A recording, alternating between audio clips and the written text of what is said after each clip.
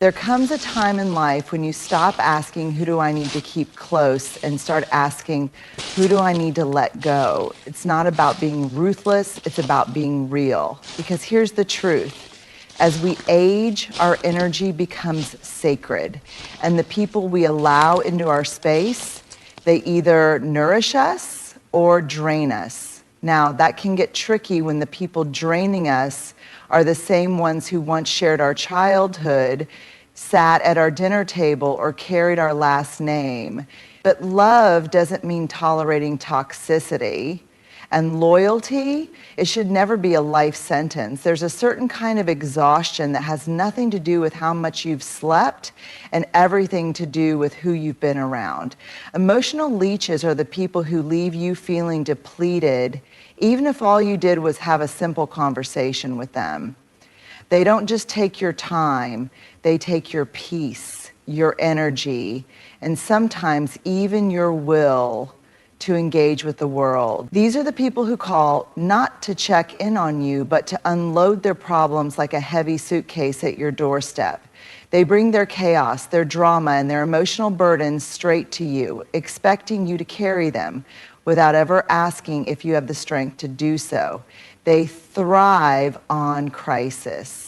If it's not their failing relationship, it's their job. If it's not their job, it's their finances. And somehow, no matter how much you listen, advise, or support, their problems never seem to improve. Why? Because they don't actually want solutions, they want a captive audience. And here's the hard truth. You are not a dumping ground for someone else's unprocessed emotions. You are not a therapist, a sponge, or an emotional punching bag. You are allowed to set boundaries, to limit your exposure to those who constantly bring negativity into your life. Think about it. When was the last time you got off the phone with someone and felt lighter, felt happier, felt seen? If you can't remember, it might be time to take a hard look at the relationships you are maintaining. Now, let's address the elephant in the room. What if the emotional leech is a close friend, a sibling, a child? That's when it gets complicated, doesn't it? Because we've been conditioned to believe that family means forever, that being a good friend means always being there, no matter the cost to our own well-being. But here's what I need you to hear. Love does not mean self-sacrifice. Love does not mean abandoning yourself in the process of saving someone else. If a relationship is costing you your peace, it's too expensive. So how do you handle emotional leeches? You don't have to cut them off entirely, though in some cases that might be necessary. But you do need to create emotional boundaries. Limit the time you spend engaging in their endless cycle of negativity.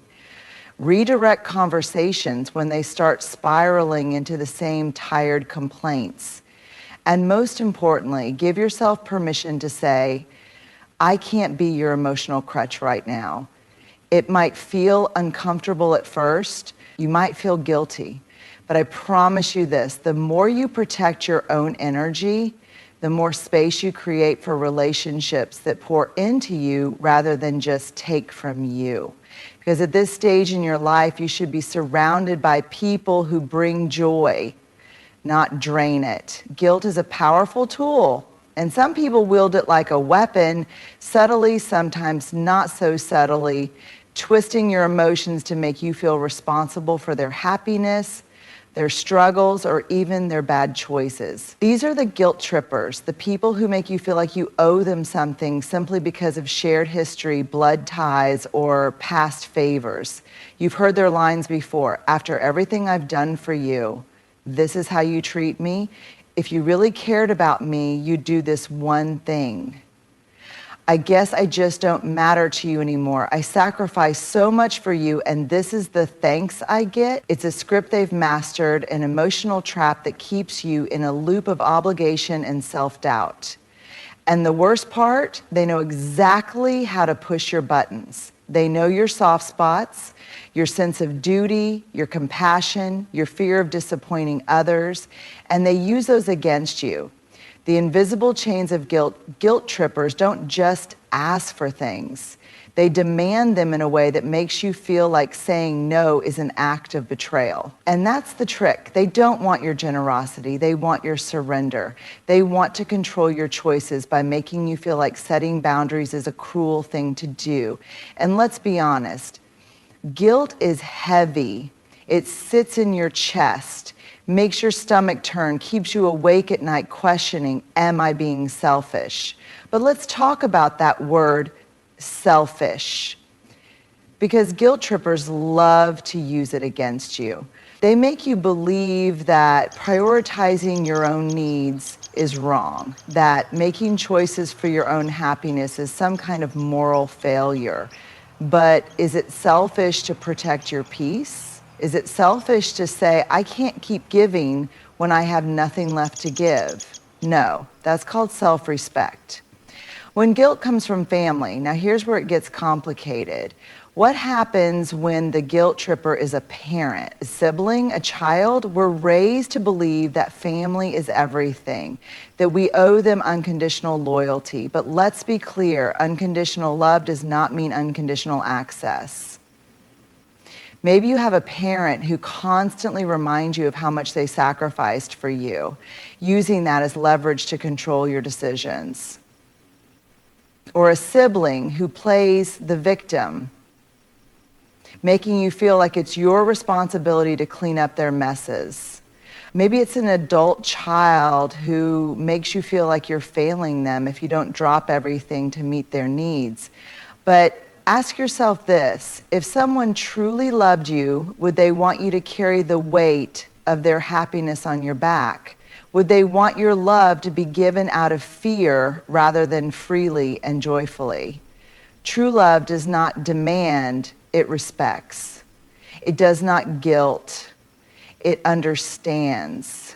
How to free yourself from the guilt trap. Breaking free from guilt trippers, it doesn't mean you stop caring, it means you stop being controlled. It means recognizing that guilt is not love and obligation is not connection. So how do you do it? Recognize the pattern.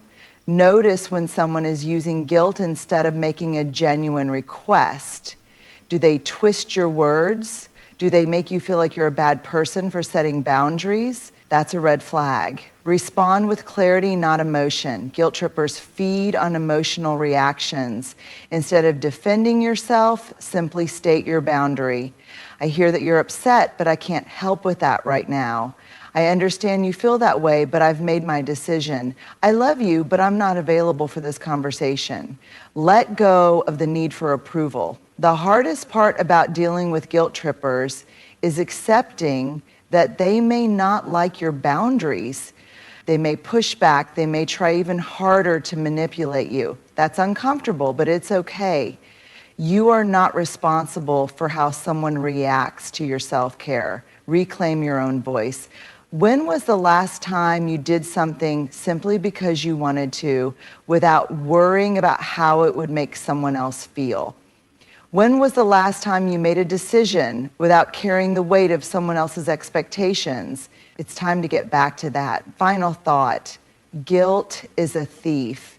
Guilt steals your time, your energy, and your ability to enjoy your own life.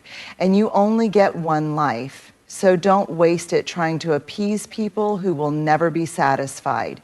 You are allowed to say no. You are allowed to choose peace over obligation. And most of all, you are allowed to live your life without guilt being the price you pay. Some people make you feel like you can do anything. They inspire you, uplift you, and remind you that you still have dreams worth chasing no matter your age. And then there are the dream crushers. These are the people who roll their eyes when you share an idea, who dismiss your aspirations with a casual, oh, come on, be realistic. They are the voices that whisper or sometimes shout, you're too old for that. What's the point? That's a young person's game. Dream crushers don't always look like villains. Sometimes they come disguised as concerned family members, old friends, or even your own inner circle. They might think they're protecting you from disappointment, but in reality, all they're doing is shrinking your world, clipping your wings before you even have a chance to fly. The myth of too late. One of the biggest lies society tells us is that there's an expiration date on dreams. That once you reach a certain age, you should be content to just exist, not to strive, not to explore, not to learn something new. But let me ask you something. Who made that rule? Who decided that passion, curiosity, and adventure have a time limit? Because the truth is, they don't. Grandma Moses started painting in her late 70s and became one of the most famous American folk artists. Harlan Sanders started KFC in his 60s after failing at multiple careers. Peter Mark Roget was 73 when he created the thesaurus. Laura Ingalls Wilder published her first little house book at 65. The list goes on. And yet, despite all this proof, dream crushers will still try to convince you that you should slow down, settle in, or just be happy with what you have. Why do people crush dreams? Let's get real. People don't crush dreams because they want to protect you. They do it because of their own limitations, their own fears, and their own regrets. Some people have given up on their own dreams, so they don't want to see you chasing yours. It reminds them of what they never dared to do. Others operate from a place of fear. They've been conditioned to believe that taking risks at an older age is dangerous, that stepping outside the norm invites failure, and instead of confronting their own fears, they project them onto you. And then there are those who simply don't like change. They like the version of you that fits into their world, predictable, safe, and unchallenging. The moment you start growing, it threatens their comfort. So what do? They plant seeds of doubt. They make you second guess yourself. They subtly, or not so subtly, convince you that pursuing your dreams is foolish. But here's what they won't tell you. The only thing more painful than failing is never trying at all. How to handle dream crushers. So how do you deal with people who try to keep you small? Trust yourself more than you trust their doubt. Ask yourself, what if they're wrong? What if you actually can do it? What if you ignored their skepticism and just went for it? People who have never walked your path don't get to tell you where it leads. Surround yourself with expanders, not shrinkers. The people you spend time with influence your mindset more than you realize. If you're always around people who tell you what can't be done, it's time to find new people. Seek out those who see potential instead of limits. People who say, go for it instead of that's unrealistic. Stop explaining yourself to people who won't get it. Some people will never understand why you want to start a new business at 65, go back to school at 70, or travel the world when others are settling into routine. And that's okay. You don't need their approval. You don't need to defend your dreams. You just need to live them. Prove them wrong, but do it for you. There is no better feeling than accomplishing something people told you was impossible. Not to gloat, not to say, I told you so, but simply because proving yourself right is the most powerful thing you can do.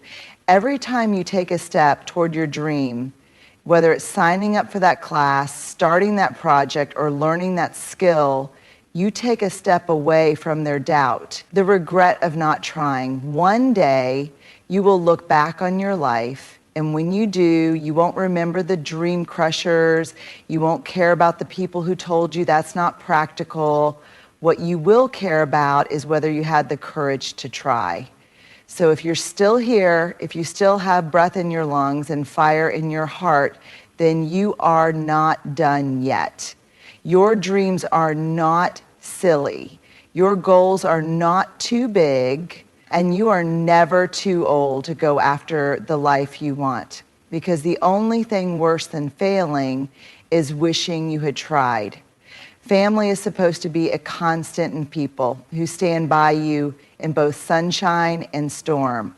The ones who show up not just when you're thriving, but when you're struggling. The people who love you for who you are, not just for what you can do for them. But let's be real, not all family works that way. Some family members only appear when it benefits them. These are the fair weather relatives, the ones who disappear when you need support, but suddenly remember your number when they need something. They show up when there's an inheritance to be divided, when they need money, or when it benefits their reputation to be seen as close to you. But when you need them, when you're sick, when you're lonely, when you're going through a difficult time, suddenly they're too busy. The pain of conditional love, one of the hardest lessons to learn in life, especially in old age, is that blood does not always mean loyalty. You may have spent years nurturing relationships, caring for relatives, supporting their dreams, being the one who always showed up. You may have sacrificed time, energy, and even your own needs to be there for them. And yet, when the tables turn, you realize that their love had conditions. It was never about mutual respect. It was about what you could provide. And nothing stings more than realizing that the people you once prioritized never truly prioritized you. How fair weather relatives operate. Fair weather relatives come in many forms, but their behavior often follows a pattern. The disappearing act. They're nowhere to be found during tough times. Whether you're dealing with illness, grief, or financial struggles, they make excuses, act oblivious, or simply ghost you. The sudden reappearance when things improve for you or when they need something, they show up with smiles, acting as if nothing ever happened. They want to be part of the good times, but avoid the bad. The guilt-tripping strategy. If you start to pull away, they try to manipulate you. We're family. We're supposed to stick together. They conveniently forget how absent they were when you needed them most. The transactional mindset. Every interaction feels like a trade. They keep score of favors, but expect you to help without question. Their kindness always comes with an agenda. Family or familiarity, understanding the difference. We grow up being told that family is everything, that family sticks together no matter what. But here's the truth. Not everyone who shares your bloodline deserves a seat at your table. Family is not just about DNA, it's about connection. It's about mutual love, respect, and care. If someone only remembers you when it benefits them, if they only value you for what you provide, then they are not family. They are just familiar faces. And it is okay, more than okay, to redefine what family means to you. How to handle fair weather relatives. So what do you do when you realize certain relatives only show up when it's convenient? See them for who they are, not who you wish they were. Stop making excuses for their behavior.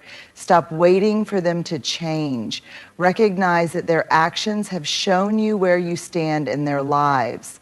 Let go of the fantasy of what family should be. Many people spend their entire lives longing for a family that loves them unconditionally, but sometimes that dream does not match reality. Accepting this painful truth can actually set you free. Stop overextending yourself. If you are always the one reaching out, always the one making an effort, always the one giving, pause. Ask yourself, would they do the same for me? If the answer is no, then it's time to step back. Set boundaries without guilt. If a relative only calls when they need something, you are allowed to say no. If they make you feel guilty for not doing more, remind yourself. You do not owe them unlimited access to your life just because you share DNA. Focus on the people who show up, not just in the good times. Instead of chasing after relationships that are one-sided, invest in the people who genuinely care. Maybe that's a close friend, a neighbor, or even a chosen family you've built over time. Love is about actions, not titles. The freedom of letting go of fair weather relatives is not about holding grudges.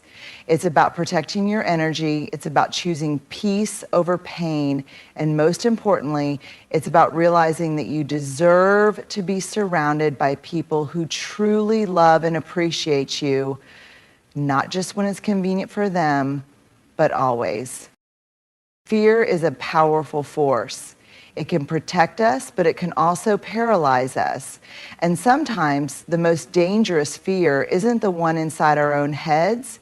It's the fear planted in us by the people around us. These people, they're the fear mongers. Fear mongers are the ones who make the world seem darker than it is. They constantly warn you of what could go wrong, what bad things might happen, and why you shouldn't take risks, try new things, or step out of your comfort zone. You want to travel? It's too dangerous these days. You want to start a new hobby? At your age, you could hurt yourself. You want to make new friends? Be careful. People can't be trusted. You want to live a little more boldly? It's just not practical. Be realistic. They disguise their negativity as concern. They think they're being helpful, but what they're really doing is shrinking your world until all that's left is a routine that feels safe, but not alive. Why do fear mongers do this? Fear mongers are not always bad people. In fact, many of them truly believe they're looking out for you, but their behavior comes from a few key places. Their own fears and insecurities. Most fearmongers aren't actually afraid for you. They're afraid for themselves. They have spent their whole lives avoiding risk, staying in their comfort zones and playing it safe. Seeing you break free from that threatens their entire worldview. A need for control. Some people use fear to control others. They make the world seem so terrifying that you feel like you need them to keep you safe. They keep you dependent on their warnings, their advice, their approval. A negative mindset, let's be honest, some people just see the worst in everything. If it's not the news, it's a personal horror story. If it's not something happening today, it's something that could happen tomorrow. They live in a constant state of anxiety and they try to pull you into it, the belief that age equals fragility. One of the most damaging myths in society is that as we age, we should only seek comfort and security.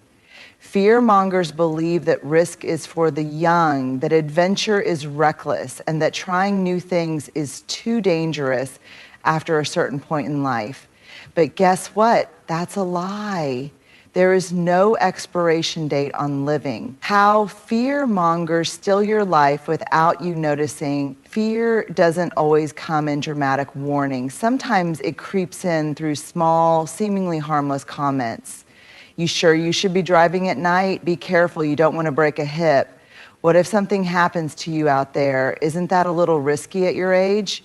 At first, these words might not seem like a big deal, but over time, they add up. They make you second guess yourself. They make you hesitate.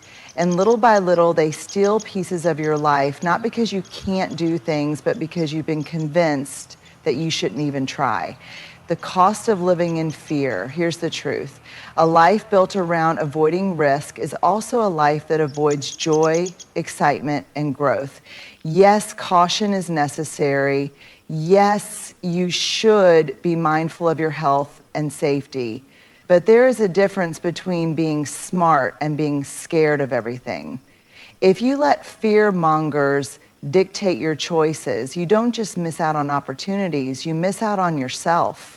The version of you that still wants to explore, the version of you that still has dreams, the version of you that still craves new experiences, new friendships, and new adventures.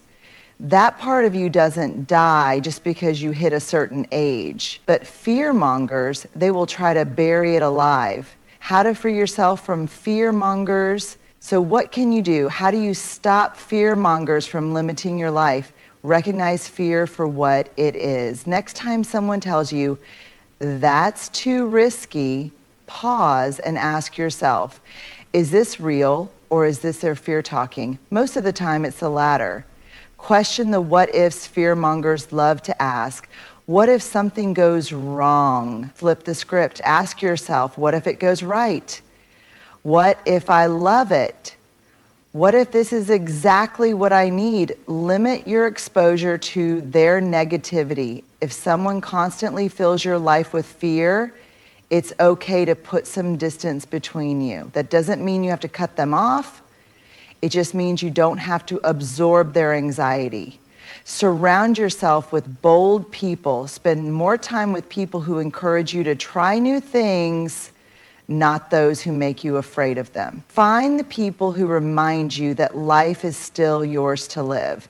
Take small steps outside your comfort zone. You don't have to climb a mountain or skydive to reclaim your confidence. Start with small things. Take a new route when you go for a walk. Try a hobby you've always been curious about. Say yes to something that excites you, even if it scares you a little. Fear is inevitable, but living in fear is a choice. The world will always have risks, but it will also always have beauty, joy, and adventure. Fear mongers want you to focus only on the risks. They want you to shrink yourself into a small, safe life. But you deserve better. You deserve to keep dreaming, keep exploring, keep discovering new things about yourself and the world around you. You deserve to live fully, not just cautiously. Because at the end of the day, the biggest risk is not failing. The biggest risk is looking back and realizing that fear stole your life from you. So step forward, try, live, and don't let anyone, especially the fear mongers, tell you otherwise. Life is too short to be weighed down by people who drain your energy, crush your dreams, manipulate your emotions, or make you afraid to live. And yet, as we grow older, we often find ourselves surrounded by these very people, some of them even within our own families. We have talked about the emotional leeches who take and take but never give, the guilt trippers who use shame as a leash to keep you under their control, the dream crushers who try to convince you that your best days are behind you, the fair weather relatives who only show up when it benefits them, and the fear mongers who keep you trapped in a small, cautious life, making you believe that risk is something only the young should take. But here's the truth. You do not have to carry these people with you into the next chapter of your life. You have earned the right to set boundaries. You have earned the right to prioritize your own peace. You have earned the right to say enough. And you have earned the right to keep living, not just existing, because you are not done yet. Your dreams are still valid. Your time is still precious. And every single day you wake up is another chance to choose joy over obligation, growth over guilt, and freedom over fear.